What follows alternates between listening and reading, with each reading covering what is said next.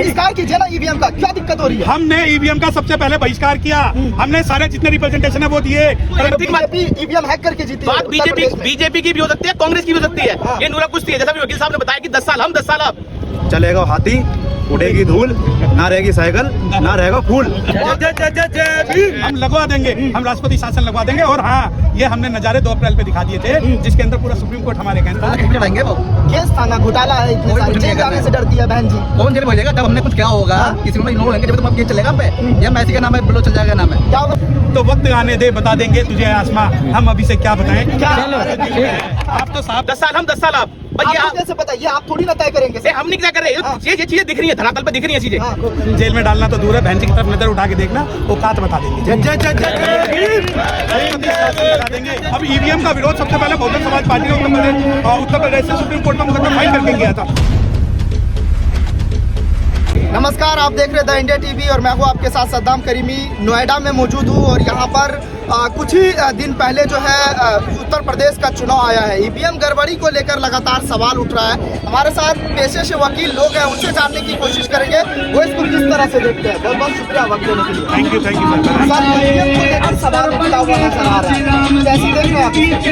EVM जो इनकी एक जादूगी की छड़ी है, जिस छड़ी को जहाँ घुमा दे वो कर देते हैं। अब ईवीएम का विरोध सबसे पहले बहुजन समाज पार्टी ने उत्तर प्रदेश से सुप्रीम कोर्ट में मुकदमा फाइल करके गया था। सभी पार्टियों को संपर्क किया, सबसे ये कहा कि ये बात ध्यान रखिए कि अगर ईवीएम के सारे चुनाव हुआ तो ये पूरा का पूरा लोकतंत्र खतरे में पड़ जाएगा। परंतु वो लोग हमारा मजाक उड़ाते थे, वो कहते थे इनके पास पैसा नहीं है, ये दलितों की पार्टी है, मुस्लिमों का प्रतिनिधित्व करती है, इनके पास दलित और मुस्लिम के अलावा कुछ नहीं है, बाढ़ में जाने दो। जब हमने ये बात उठाई तो हमारे सबने बकौल उड़ाया, तो ईवीएम का विरोध में। सर, अखिलेश यादव तो जा रहे हैं, कह रहे हैं हम भी सुप्रीम कोर्ट में याचिका डालेंगे। नहीं, अखिलेश यादव उस वक्त कहाँ थे जब हमने याचिका फाइल की? अखिलेश यादव उस वक्त कहाँ थे जब हम पुरजोर से पूरे भारत में हमने राष्ट्रीय आंदोलन खड़ा किया कि हम ईवीएम का विरोध करेंगे? अखिलेश यादव उस वक्त कहाँ थे जब मॉब लिंचिंग की घटनाएं हुई? या ईवीएम की हम बात करें तो मैं आपको बता देना चाहता हूँ ईवीएम के बारे में। पूरे भारत में 130 करोड़ लोग हैं, लगभग 123 करोड़ लोगों की जनगणना जो है 21 दिनों में भारत सरकार करा लेती है, और उत्तर प्रदेश के अंदर जो इलेक्शन है वो 1 महीने में कराती है। आपको डूब मरना चाहिए कि आप 7 चरणों में उत्तर प्रदेश के इलेक्शन करा रहे हैं, वो भी ईवीएम से। अगर बैलेट होता तो हम उसमें गिनने में भी लगा देते, परंतु ये इनका षड्यंत्र और कॉन्स्पिरेसी ही है कि ये पूरे के पूरे इलेक्शन सिस्टम को ईवीएम के नाम पे हाईजैक तो नहीं विरोध करते ना इलेक्शन से पहले? बहिष्कार कीजिए ना ईवीएम का, क्या दिक्कत हो रही है? हमने ईवीएम का सबसे पहले बहिष्कार किया, हमने सारे जितने रिप्रेजेंटेशन है वो दिए। परंतु अगर आप ये चाहते हैं कि हम इलेक्शन ना लड़े तो हम इलेक्शन लड़ेंगे, चाहे ईवीएम से लड़े। देखिए हम नहीं, चाहे हम 0 हो जाएं, हम चाहे 0 हो जाएं, हम अनुसूचित जाति और पिछड़े वर्ग के वो लोग हैं। देखिए, आपको तो ईवीएम नजर आ रही है, पहले हमारे बूथ कैप्चरिंग हो जाती थी, हमारे बक्से छीन लिए जाते थे, हमारे घरों में आग लगा दी जाती थी। हमारे लिए तो बैलेट बॉक्स भी वही, ईवीएम भी वही। हम तो ये चीज पिछले 70 साल से झेल रहे हैं। अगर आपको लगता है कि हम ईवीएम की लड़ाई लड़े तो ईवीएम से ज्यादा लड़ाई जरूरी लड़ाई है हमें अपने समाज के हर व्यक्ति को रहनुमाई दिलवाना। हमारे लिए जरूरी है कि जिस व्यक्ति के पैर में चप्पल नहीं है उसके पैर में चप्पल लाना, जिस व्यक्ति के पेट में रोटी नहीं है उसे 2 रोटी लाना। और ईवीएम से जरूरी लड़ाई हमारे लिए। आप कहते हो कि ईवीएम की लड़ाई लड़ो, हमारे बैलेट पेपर आपने छीन लिए, हमारे विधायकों को आप मार देते थे। मैं आपको उत्तर प्रदेश के अंदर 2021 के ऐसे सैकड़ों उदाहरण बता सकता हूँ जिसके अंदर हमारे विधायक जीतने के बाद उनमें गोली मार दी गई, जिनके हमारे प्रधान जीतने के बाद उनके घरों में आग लगा दी गई। मैं बिहार के आपको ऐसे उदाहरण बता सकता हूँ जिसमें अनुसूचित जाति और पिछड़े वर्ग को खड़े करके आग लगा दी गई इलेक्शन में जीतने के कारण। और आप हमें ईवीएम की बात बताते हैं। ईवीएम लड़ाई है, हमारी ये लड़ाई है, लेकिन ईवीएम से ज्यादा जो जरूरी है। कह रहे आपकी पार्टी बी टीम है बीजेपी की, क्योंकि वोट शिफ्ट करवा दिया। देखिए, हमने वोट शिफ्ट करा दिया तो जो बी टीम है कांग्रेस, आप उससे क्यों नहीं पूछते जिसका सबसे बड़ा संगठन है ईवीएम के नाम पे? जब आप कहते हो कि आप लड़ाई लड़ो तो आप कांग्रेस की बात क्यों नहीं करते?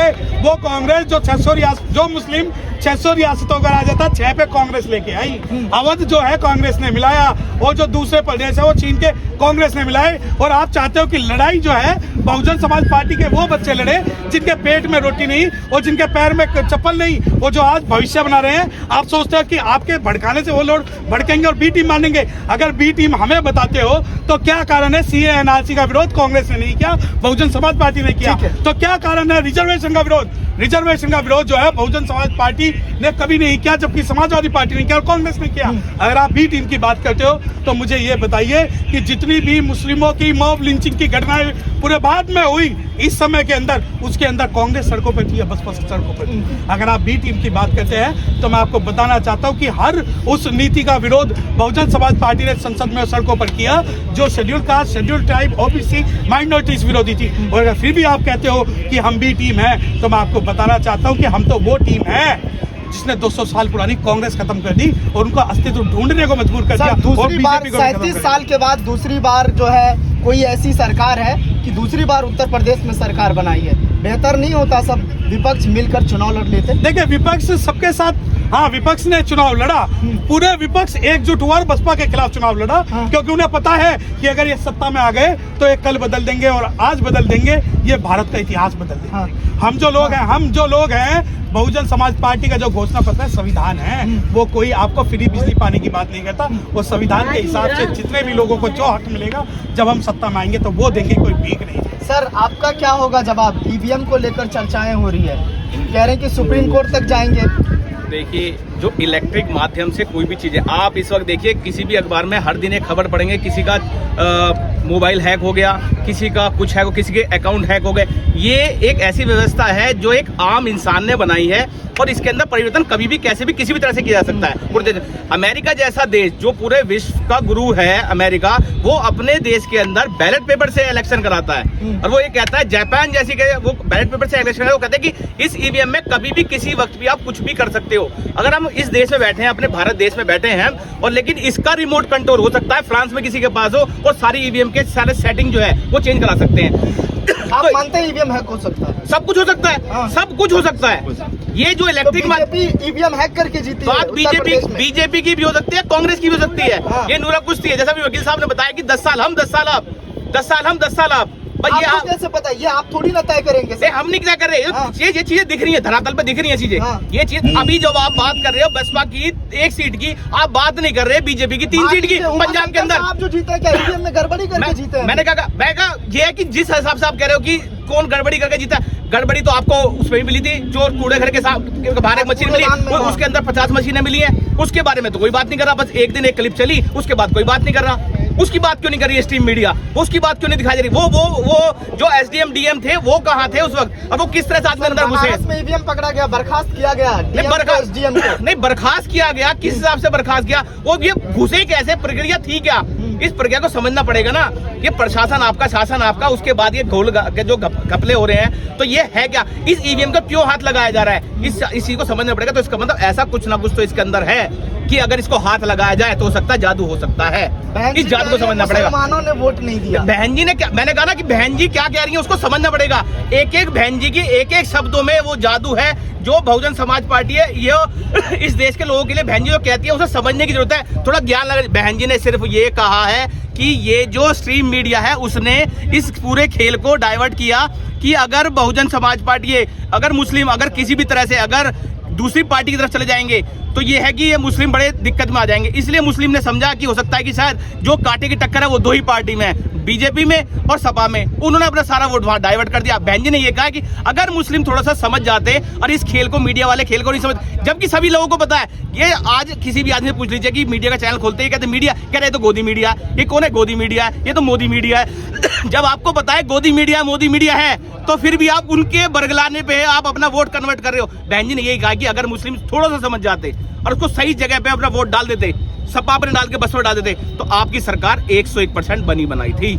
आप लोग इतनी चिंता में क्यों है फिर? चिंता में हम कहा तो कह रही कि हमारी सीट दुगुनी हुई है। हमने कहा यहाँ बहुजन समाज पार्टी सीटों की लड़ाई नहीं है, ये तो राजनीतिक पार्टी नहीं है, ये तो एक मूवमेंट है।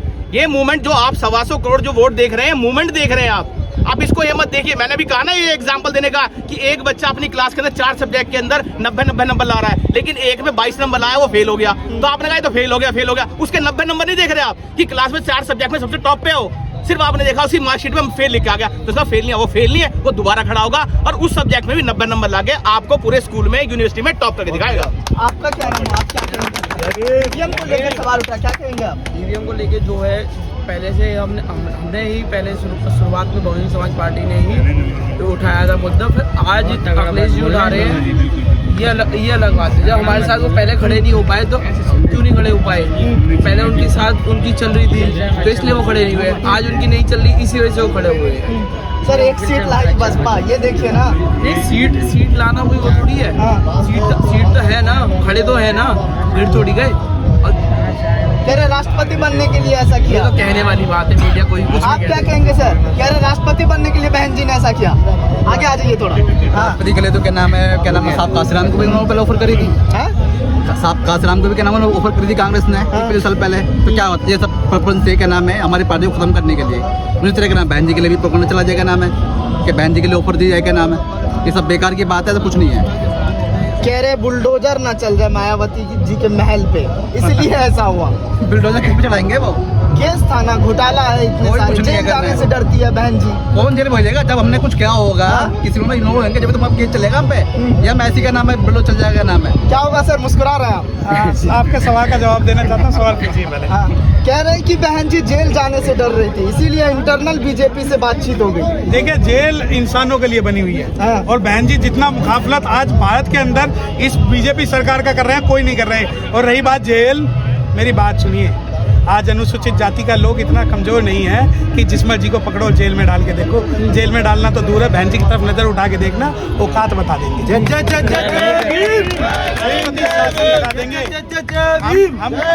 हम बिहार वाले नहीं है जो लालू यादव जी को जेल राष्ट्रपति शासन लगवा देंगे। हम लगवा देंगे, हम राष्ट्रपति शासन लगवा देंगे। और हाँ, ये हमने नज़ारे 2 अप्रैल पे दिखा दिए थे, जिसके अंदर पूरा सुप्रीम कोर्ट हमारे अगेंस्ट था और हम सिर्फ एक दिन सड़कों पर आए और पार्लियामेंट ने भी उस पर लॉ बनाया, सुप्रीम कोर्ट ने बनाया। और सुनो, अगर आप ये सोचते हो कि ये भूखे दलित जो हैं सड़कों पे भूखे पेट मर जाएंगे, अब वो नहीं है। अब हम फॉर्च्यूनर वाले हैं, हम बंगले वाले हैं, हम गाड़ी वाले हैं, आपके हिसाब से नहीं लड़ेंगे। आपको खाता पीता हुआ दलित हजम नहीं होता ना, आदत डाल दीजिए। हम भी अब वो लोग हैं जो इशारों पे काम करवाएंगे और अपनी सरकार बनवाएंगे। अगर आप ये सोचते हो कि हमारा जो गरीब दलित पेट मरेगा, वो दिन भूल जाइए। वो दिन भूल जाइए कि जब हम पैदल सड़कों पे डोलते थे। अब हम भी वो काम करेंगे जिसे आप सोच भी नहीं सकते। और जो जेल की आपने बात कही, तो वक्त आने दे बता देंगे तुझे आसमां, हम अभी से क्या बताएं। आप तो साहब काशीराम जी को भी जेल डाल रहे थे, आप तो बाबा साहब को भी जेल डाल रहे थे, तो आप पे दम है तो डालिए तो सही। बहन जी तो बहुत दूर की बात है। सर लोग कह रहे हैं कि 85% वाला आप समीकरण गायब है, 80% की लड़ाई है। देखिए, अगर आप सामाजिक मूवमेंट को राजनीतिक मूवमेंट के साथ जोड़ रहे हैं तो आप गलती कर रहे हैं। राजनीतिक मूवमेंट ये है कि हमारे उत्तर प्रदेश में 1 सीट है, सहमत। राजनीतिक मूवमेंट ये है कि हमारी 1 सीट आई, लेकिन सामाजिक मूवमेंट ये है कि कांग्रेस और बीजेपी के बाद अगर पूरे भारत में कोई 543 लोकसभा पे इलेक्शन लड़ा तो वो बहुजन समाज पार्टी। ठीक है। आखिरी सवाल सर, लोग कह रहे हैं कि बीएसपी में अब पार्टी में जो है सुधार की जरूरत है। देखिए, सुधार, हम जो बहुजन समाज पार्टी है वो भगवान बुद्ध और बाबा साहब छत्रपति साहू जी महाराज, फातिमा शेख और राणा पेरियार और फूले जी के सिद्धांतों में चलने वाली जो पार्टी है। और भगवान बुद्ध ने कहा changes are rule of nature, जो परिवर्तन है वो प्रकृति का नियम है। और बाबा साहब डॉक्टर भीमराव अम्बेडकर साहब की पार्टी जो रिपब्लिकन पार्टी थी, उसके 23 टुकड़े हुए, उससे हमने सीखा। उसके बाद में हमने बीएसपी बनाई। साहब काशीराम जी का समीकरण कुछ और था, बहन जी का समीकरण कुछ और है, और आने वाले समय में समीकरण और कुछ होगा। और मैं आपको एक उदाहरण से अपनी बात खत्म करना चाहूँगा। अगर आप ये सोचते हो कि हम 25 साल के बच्चे को 5 साल का कच्चा पहना के सामाजिक मूवमेंट चला देंगे, तो वो चीज़ नहीं होगी। उसके लिए अलग कपड़े बनेंगे और अपने लिए अलग चीज़ें होंगी। चलिए, क्या बोलना चाहिए? देखिए, मेरा नाम है जितेंद्र गौतम। बढ़िया जी, बढ़िया। और चलेगा हाथी, उड़ेगी धूल, ना रहेगी साइकिल, ना रहेगा फूल। बहुत शुक्रिया हमसे बात करने के लिए। ये हमारे साथ कुछ वकील थे जिन्होंने सभी सवालों के जवाब बारीकी अंदाज में दिए। ईवीएम के सवाल को खारिज करते हुए उन्होंने कहा, और जेल जाने के सवाल पर मायावती जो बहन जी हैं उनके सवाल पर उन्होंने कहा कि हम राष्ट्रपति शासन लगवा सकते हैं। द इंडिया टीवी के लिए नोएडा से सद्दाम करीमी। चैनल को लाइक, शेयर एंड सब्सक्राइब करें और बेल आइकन दबाना ना भूलें।